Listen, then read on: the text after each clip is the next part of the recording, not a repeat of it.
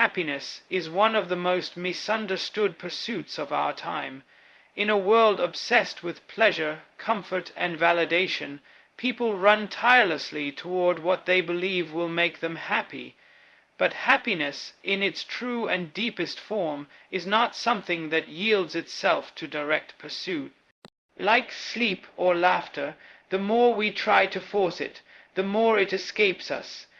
Viktor Frankl, a man who endured the horrors of a concentration camp, observed this paradox with unmatched clarity. He saw men stripped of everything, home, family, freedom, and yet some still managed to hold on to a deeper joy. That joy did not arise from circumstances but from meaning. It emerged not from what they had but from what they stood for. Frankl realized that happiness is not a destination. It is the quiet result of living for something greater. The modern world often tells us to chase happiness, to find what makes you happy, and go after it relentlessly. We consume more, travel more, and seek more experiences, hoping they will fill the void inside. But happiness born of consumption is fleeting. It evaporates as soon as the moment ends. What remains is the same question we tried to escape. Why am I doing all this? Without purpose, even the most exciting life feels hollow. Frankl noted that those who made survival their sole aim in the camps rarely survived. Those who lived for something beyond themselves often endured. This reveals a profound truth. Life only gives us happiness when we give ourselves away to something meaningful. Meaning nourishes the soul in a way that comfort never can. We must stop chasing joy and start living lives that deserve joy. Happiness ensues when we are no longer the center of our own universe. When we step outside of ourselves and connect with something larger, a cause, a calling, or a person, we transcend the limits of our ego. In doing so, we find freedom. We are no longer bound by the emotional fluctuations of daily life, because our focus is not on how we feel, but on what we must do. This shift in focus transforms everything. Even mundane tasks become sacred when done for a greater reason. A mother caring for her child does not ask, "Is this making me happy?" Her love is the meaning, and happiness grows silently from that love. It is not in chasing joy, but in giving love, enduring sacrifice, and remaining loyal to what matters most that joy is born. And when it comes, it surprises us like sunlight breaking through clouds. Many people ask, "What should I do to be happy?" as if happiness were a formula. But the better question is, what kind of life is worth living, even if I am not always happy? That question leads to values, to responsibility, to contribution. It demands that we show up fully, even when life is difficult or unfair. Frankl believed that our deepest need is not pleasure, but meaning, and meaning often requires effort, discomfort, and persistence. A person who spends their life building something noble, serving others, or creating beauty will find fulfillment even in sorrow. Such a person may not smile every moment, but their heart is full. The pursuit of happiness turns life into a game of self-interest, but the pursuit of meaning transforms life into a sacred offering. Frankl's life stands as living proof of this philosophy. In the concentration camps he had nothing. No freedom, no food, no certainty of survival. And yet he found purpose in comforting fellow prisoners, in imagining the lectures he would someday give, and in holding onto the memory of his wife. These were not acts of survival, but acts of the soul, and from them a quiet strength emerged. He did not chase happiness. He clung to meaning, and happiness emerged as a result. In the worst conditions imaginable, a man found joy. That alone should shatter the illusion that happiness depends on comfort or circumstance. Happiness flows from within, not from the outside world, and it flows strongest when the self is forgotten in the service of something eternal. This is not to say that happiness is unimportant. It is a natural human longing, but it is not the first longing. It is the result of satisfying our deeper needs. Just as health is the byproduct of good habits, happiness is the consequence of a meaningful life. We do not wake up and say, "Today I will be happy." We say, "Today I will live truthfully, I will love, I will serve, I will endure." And in doing so, happiness finds us. It comes gently, uninvited but deeply welcome. It is the laughter after tears, the peace after struggle, the light at the end of a day lived with integrity. To seek happiness directly is like trying to hold water in your hands. But when you let go and serve something larger, the water fills the well on its own. This truth demands a shift in the way we live and think.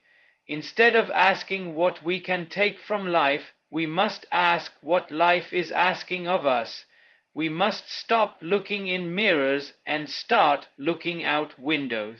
There is a world in need of compassion, courage, creativity, qualities that arise from a meaningful life, not a happy one. Ironically, it is in forgetting ourselves that we become whole. The paradox is beautiful. The more we seek happiness, the less we find it. The more we seek purpose, the more happiness becomes inevitable. But we must have the courage to walk that harder road, the road of meaning, not comfort. We must allow life to use us for something greater, and trust that joy will follow, not as a reward, but as a quiet companion. Society teaches us to fill the emptiness with distraction, entertainment, and pleasure. But Frankl teaches us to confront the emptiness and fill it with meaning. That kind of joy is not loud or boastful. It is still, steady, and unshakable. It survives failure, loss, and grief because it does not depend on what happens, but on how we respond. The person who lives for meaning is not always smiling, but their eyes are alive. They radiate something the world cannot give or take away. That is true happiness, rooted not in external achievement, but in internal alignment. It cannot be sold, marketed, or purchased. It can only ensue, and it ensues when we stop chasing and start becoming. There is a quiet strength in knowing why you are alive. When a person has a reason to get up in the morning, something that pulls them forward, they can endure almost anything. Life, at times, can feel unbearable, but it becomes more bearable when suffering has meaning. Viktor Frankl, surrounded by death and despair, discovered that those who had something to live for were less likely to give up. Their bodies were starving, but their spirits were still nourished by a vision, a dream, a loved one. Frankl called this inner reason our why. It is the core of our existence, the force that sustains us when everything else is stripped away. In the camps, those who dreamed of returning to their families or completing a life's work stood taller. They were still in hell, but they had not surrendered to it. Purpose gave them power that even the strongest could not take. Without a why, life becomes a reaction. We start to drift, chasing one comfort after another, hoping something will make us feel whole. But no amount of pleasure can replace the absence of purpose. Pleasure is fleeting, purpose is enduring. When we don't know why we are here, we start asking the wrong questions. Like, what's the point? Or why me? These are questions of despair. But once we find our why, even suffering becomes a challenge to overcome, not a punishment to endure. People don't break because life is hard. They break because life feels meaningless. Meaning doesn't erase pain, but it gives pain a place. It gives us a reason to keep going when nothing else makes sense.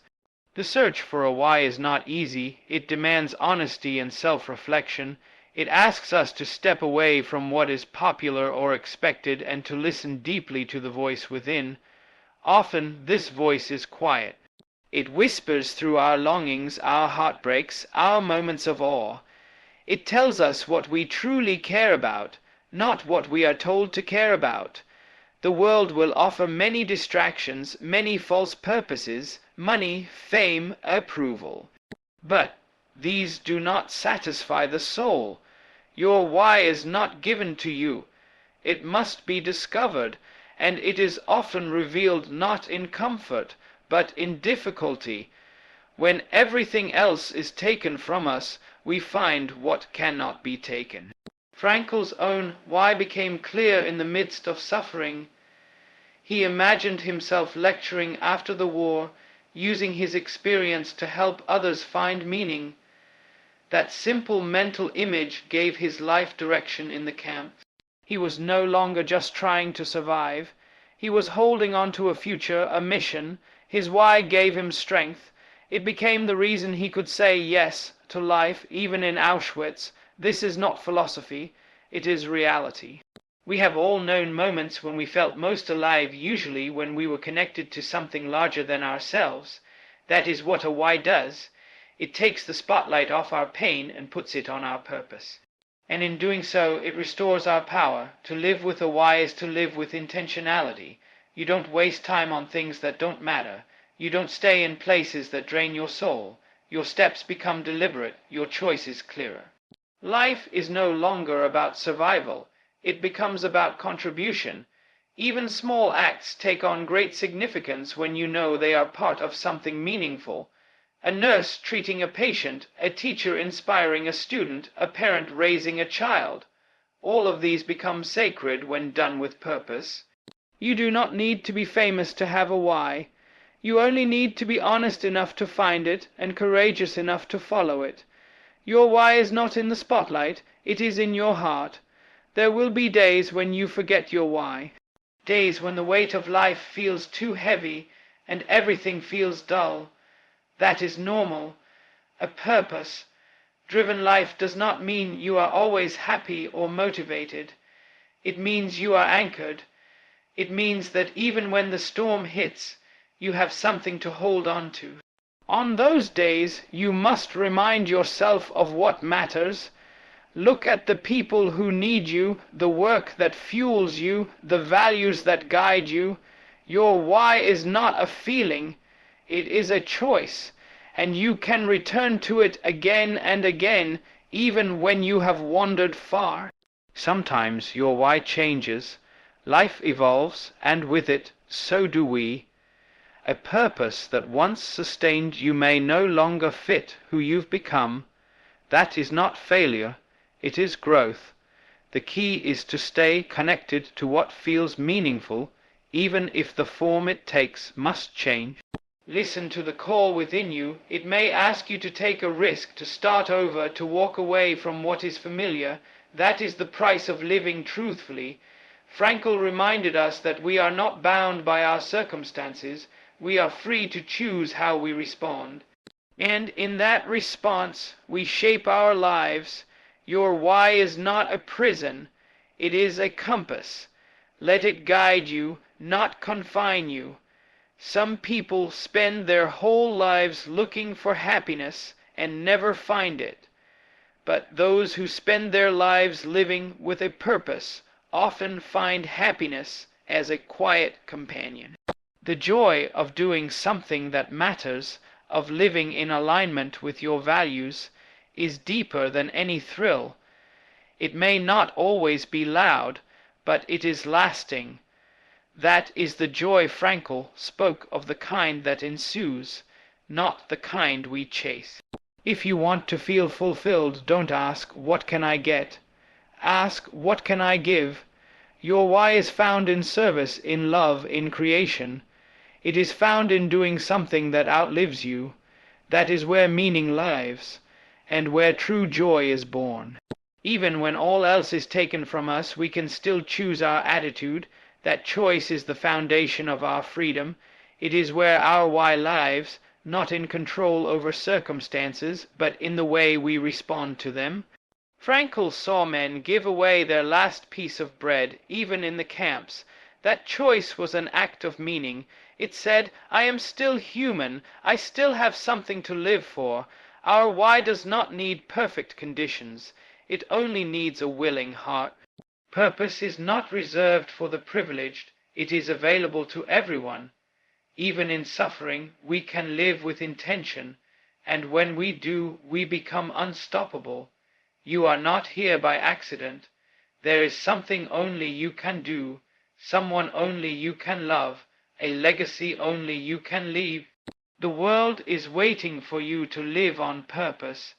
Your why may not be clear all at once, but it reveals itself step by step in the direction of courage and truth. Don't wait for life to be easy before you begin. Begin now. With whatever you have, wherever you are, the journey to purpose is the journey to yourself.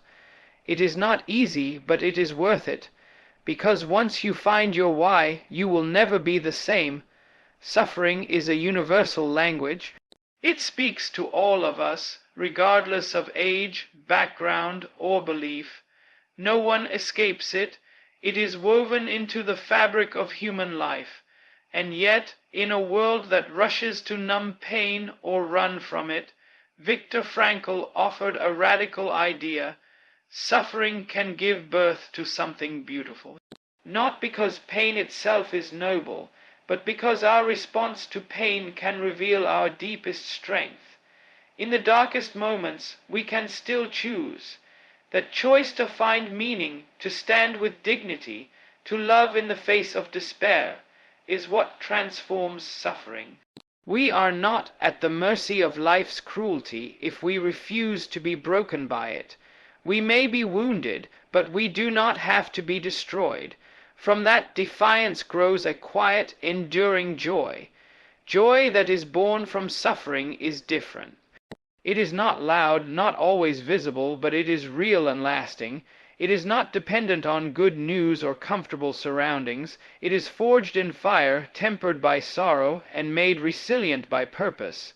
This kind of joy comes when we face suffering and ask not why me, but what now? When we refuse to let pain make us bitter and instead let it make us brave. Frankl saw this again and again in the camps. Those who found meaning even in agony found a kind of inner light.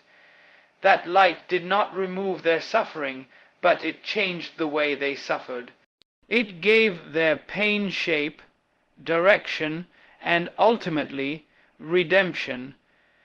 Pain without purpose crushes us. Pain with meaning transforms us. Modern culture teaches us to avoid discomfort at all costs. We are told that the good life is one of ease, success, and constant positivity. But such a life is shallow and unsustainable.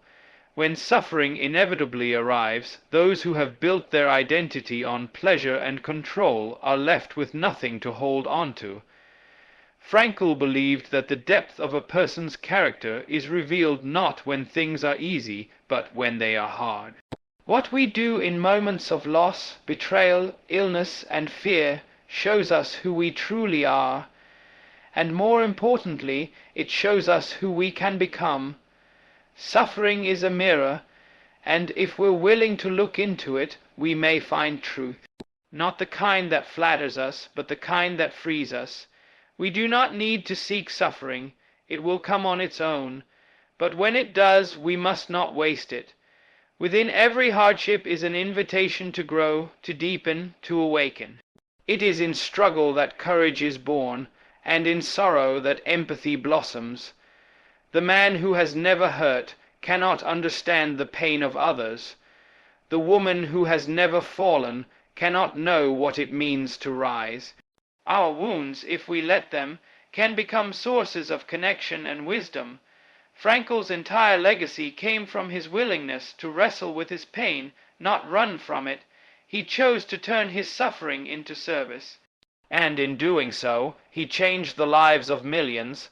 There is dignity in suffering when it is faced with meaning. Even when we cannot change the situation, we can still choose our attitude. That was the foundation of Frankl's philosophy. The last of human freedoms is the ability to choose how we respond. That freedom can never be taken from us, not by prison, not by illness, not even by death. And in that choice lies the seed of joy, because once we realize we are not completely powerless, we stop being victims, we become authors. Life may write the setting and the plot twist, but we get to write the response. That response, when rooted in meaning, creates beauty even from ashes. It makes our pain matter. Sometimes meaning is not immediate. It may take months, years, even a lifetime to understand why we suffered. But the search itself is sacred.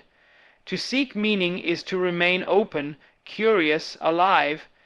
It is to resist the temptation to shut down or harden. It is to ask difficult questions and live with imperfect answers. But in asking those questions, we create space for insight. We allow life to speak to us through the silence, and often it is in the quietest places, alone with our grief or heartbreak, that we hear the whisper of purpose. That whisper can become a guiding voice, a light through the darkness, a reason to continue. There is a beauty that only pain can reveal. It is the beauty of resilience, of kindness born from sorrow, of depth born from despair. A person who has suffered deeply and come through it with their heart still open carries a wisdom that cannot be taught. They know what matters and what does not. They know how fragile life is and how precious. They see other people not as competitors, but as fellow travelers in a hard and beautiful world. Frankl did not romanticize suffering. He respected it. He saw it as one of the greatest teachers, and from that respect he drew a kind of joy not based on circumstance, but on clarity. Some people believe joy and suffering cannot exist together, but Frankl's life proves they can. The joy he spoke of was not giddy or naive. It was rooted, quiet, profound. It was the joy of knowing one has lived with integrity, even in the face of suffering. The joy of not having run away. It is the smile that comes after a long cry, the peace after a long battle, the love that grows deeper after being tested. This kind of joy cannot be faked. It is born only through experience, through wrestling with pain and choosing to live anyway. And when it comes, it is more powerful than any pleasure. It is joy with a soul. This is why our suffering matters, not because we enjoy it, but because we can use it. We can make it mean something. We can let it refine us, deepen us, awaken us. And in doing so, we find a kind of joy that is immune to circumstance. No one chooses suffering, but we can choose what it creates in us. We can choose not to be hardened, but to be opened, not to be defeated, but to be defined by how we rise. Frankl's story reminds us that the human spirit is capable of more than we imagine, and that even in the face of unbearable pain, meaning, and with it, joy can still be found. Happiness is not a target to be hit, but a byproduct of a meaningful life. The more we chase happiness directly, the more it eludes us. Like a shadow, it follows only when we are walking towards something else. Viktor Frankl understood this truth in the harshest of environments. In the concentration camps, no one was happy, but some discovered something deeper, inner peace, purpose, even glimpses of joy. These feelings came not from pursuing comfort, but from choosing to live with dignity. Happiness, then, is not the goal. It is the result of living rightly. It arrives quietly when we forget ourselves in something greater. The moment we make happiness the goal, we lose both the goal and ourselves. The modern world is obsessed with being happy. Entire industries are built on selling the illusion that joy can be bought, achieved, or consumed. But true happiness is not found in having more.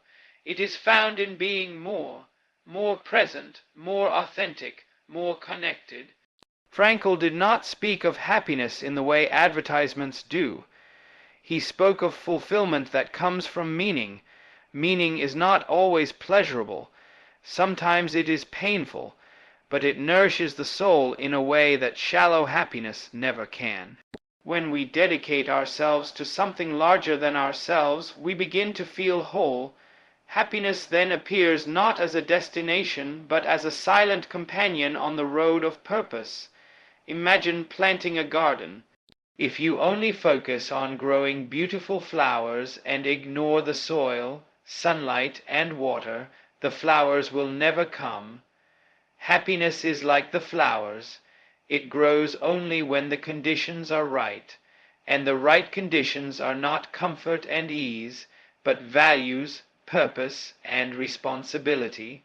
Frankl believed that man is not destroyed by suffering, but by a lack of meaning.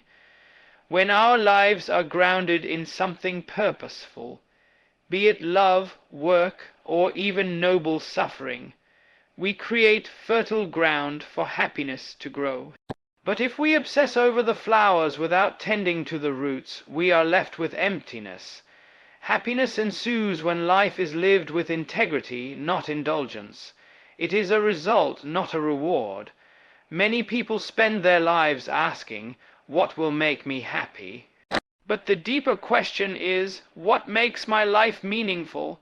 The pursuit of happiness can lead to self-centeredness, but the pursuit of meaning always leads outward. It demands that we contribute, serve, love, and grow. Frankl urged people not to ask what they expect from life, but what life expects from them. That shift changes everything.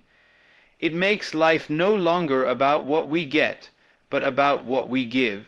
And when we give from the heart, when we step into our responsibilities with purpose, we find a deeper satisfaction than any temporary happiness could offer. Meaning gives birth to happiness, not the other way around. This is why people who suffer often discover a deeper joy. Not because they enjoy pain, but because their suffering compels them to find what truly matters. In those moments, false pleasures fall away. What remains is real.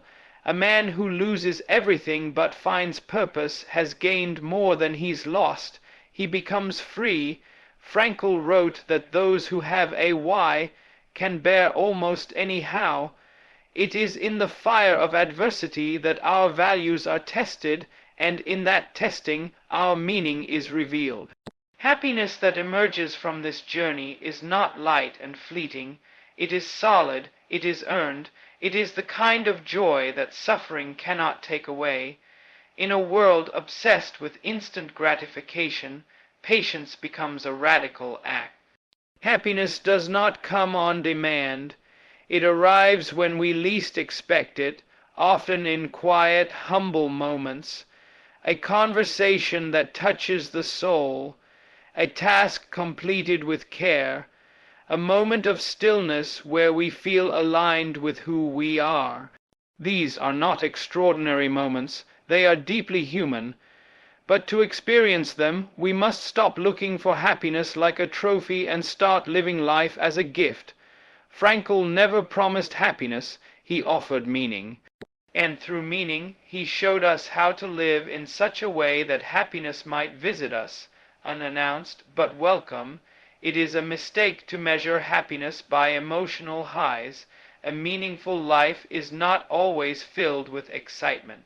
It may be marked by quiet dedication, sacrifice, and service. A parent staying up all night with a sick child may not feel happy in that moment, but they are living meaningfully. A doctor comforting a patient, a teacher shaping young minds, these moments may be difficult, but they are full of value. Frankl believed that we find ourselves in the moments we forget ourselves. When we act out of love, duty, or belief, we transcend the small self. And it is in that transcendence that happiness begins to form. not as a burst of joy, but as a steady flame. There is freedom in letting go of the demand to be happy. We no longer need to manipulate life into something perfect. We can allow it to be what it is: complex, challenging, beautiful. We begin to understand that life is not here to please us, it is here to shape us, and that shaping, though uncomfortable, is sacred. Frankl taught that the human spirit is strongest when it lives for something beyond itself. That might be a cause, a person, a faith, or an idea. Whatever it is, it gives life direction. It gives the heart a reason to endure. And through that endurance, a quiet kind of happiness begins to emerge, not because we chased it, but because we lived well. Even the smallest acts can be filled with meaning. Washing the dishes, writing a letter, helping a stranger. When done with intention, these become moments of presence. And presence is the door to joy. Frankl saw this even in the camps, men sharing crumbs of bread, comforting one another with words. These were not grand gestures, but they were deeply human. They brought light into the darkest places. Happiness is not about escaping pain, but about embracing what is real. When we stop running and begin to face life with open eyes, we find beauty in unexpected places. We stop demanding life make us happy and start creating lives worth living. And happiness, like a shy guest, steps in gently. Frankl's great insight was this: we do not pursue happiness, we create the conditions in which it can arise. Those conditions are not rooted in pleasure, but in meaning. The more we strive to live truthfully, love deeply, and serve something greater than ourselves, the more joy we discover. Not the joy that sparkles for a moment and fades, but the joy that endures, the kind that stands quietly beside us in both laughter and tears. We cannot control when it comes, but we can choose how we live, and that choice to live with purpose makes all the difference. It gives life weight, it gives life light, and from that light, happiness begins to shine. So, in the end, we must ask ourselves, what are we truly living for? If our days are consumed by the chase for happiness, we will find ourselves endlessly running, always reaching, never arriving. But when we begin to live not for happiness, but for meaning, for truth, for responsibility, something changes. We slow down, we begin to listen, we begin to see that life is not a problem to be solved, nor a ladder to be climbed, but a question to be answered each and every day. And the answer must come not from the head, but from the heart. There is no formula for happiness, no checklist that guarantees it. There is only the courage to face life as it is, and to respond to it with integrity.